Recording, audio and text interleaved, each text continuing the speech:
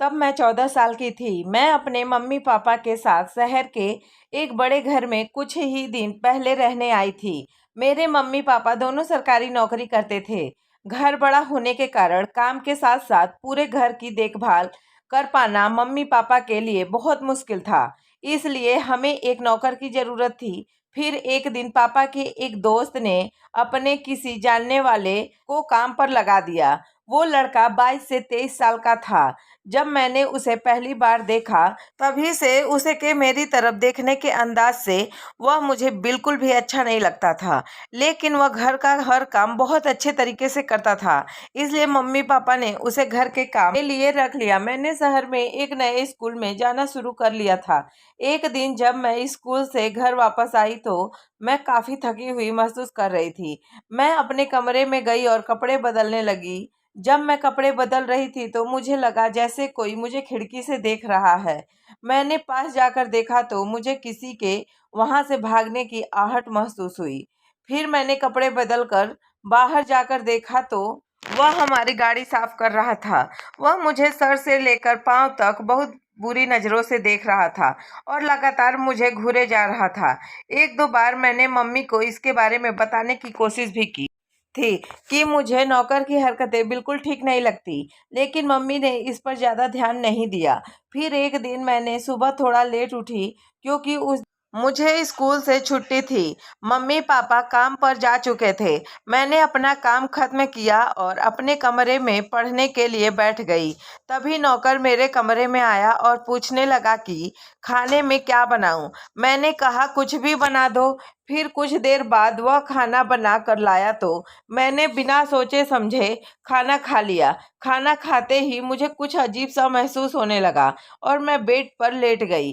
तभी कुछ देर बाद नौकर ने मेरे कमरे में आ गया। मुझे बहुत तेज नींद आ रही थी और मैं बेड से हिल भी नहीं पा रही थी। मुझे सब कुछ धुंधला सा दिखाई दे रहा था। तब नौकर मेरे पास आया और पूछने लगा, क्या आप ठीक हैं मैडम? मैंने उसे बताया मेरी तबीयत खराब हो रही है, प्लीज डॉक्टर को फोन करके बुला लो। वह मेरे करीब आकर बैठ कर और कहने लगा, डॉक्टर की क्या जरूरत है मैडम, मैं खुद ही आपको ठीक कर दूंगा। मैं उसकी बात समझ पाती उससे पहले ही उसने अपने कपड़े उतारना शुरू कर दिया और मैं काफी डर गई थी। लेकिन मैं बिल्कुल भी हिल-डुल नहीं पा रही थी और किसी तरह से अपने आप को जगाए रखने की कोशिश कर रही थी। तब वह मेरे पास लेट गया और मेरी टी-शर्ट में अपना हाथ डालकर मेरे शरीर को छूने लगा। मेरे दिल की धड़कन बहुत तेज चल रही थी। तो उसने कहा, बहुत मज़ा आएगा आपको मैडम, बस एक बार करने दो। मैं ना चाहते हुए भी उसे खुद को इस तरह से छूने से रोक नहीं पा रही थी।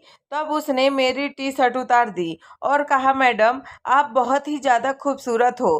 पहले दिन ही जब मैंने आपको देखा था तभी से मेरा दिल आपके ऊपर आ गया था और जिस दिन से मैंने आपका पूरा बदन बिना कपड़ों के से देखा था तब से तो मैं एक रात भी ठीक से सो नहीं पाया।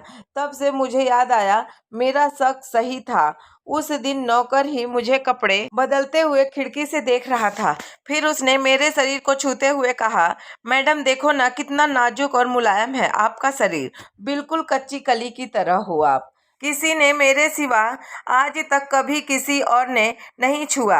मैं जब ताकत ठीक से बोल भी नहीं पा रही थी और मैं उससे ऐसा ना करने के लिए मिन्नतें करने लगी, लेकिन उसे मेरी मिन्नतों का कोई फर्क नहीं पड़ रहा था और तब उसने मेरा पैजामा भी उतार दिया। पूरी तरह से बिना कपड़ों के उसके सामने पड़ी थी और वह भूखे भेड़ियों की तरह मेरी तरफ देख रहा था।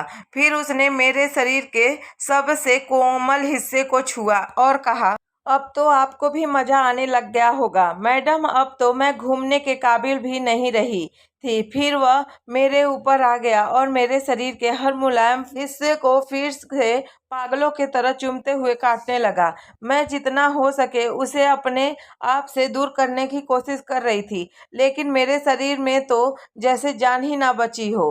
फिर एकदम से मुझे ऐसा महसूस हुआ जैसे किसी ने नीचे से मेरे पेट में छुरी घुपा दी। मेरे लिए वह दर्द असहनीय था, लेकिन मैं कुछ कर भी नहीं सकती थी। फिर वह लगातार मेरे अंग पर काटता हुआ काफी देर तक जबरदस्ती मेरे साथ अपनी हवस पूरी कर रहा था।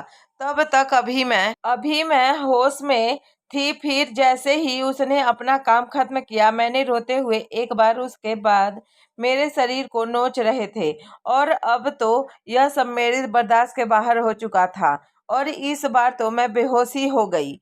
फिर जब मुझे होश आया तो मैं हॉस्पिटल में के बेड पर पड़ी थी। मम्मी पापा मेरे साथ बैठे थे और मम्मी लगातार रोए जा रही थी। मैंने धीमी सी आवाज में मम्मी से कहा, मम्मी मैंने तो आपको पहले ही बताया था, लेकिन तब आपने मेरी बातों पर ध्यान नहीं दिया।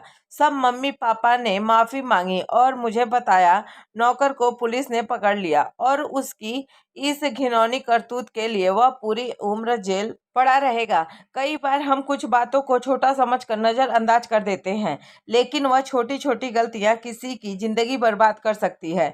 दोस्तों, इस कहानी का कोई वास्तविकता जीवन से लेना देना नहीं है। यह कहानी केवल मनोरंजन के लिए बनाई गई है। दोस्तों, ऐसे ही मजेदार कहानियां और पाने के लिए हमारे वीडियो को लाइक और चैनल को सब्सक्राइब कर लें। धन्यवाद।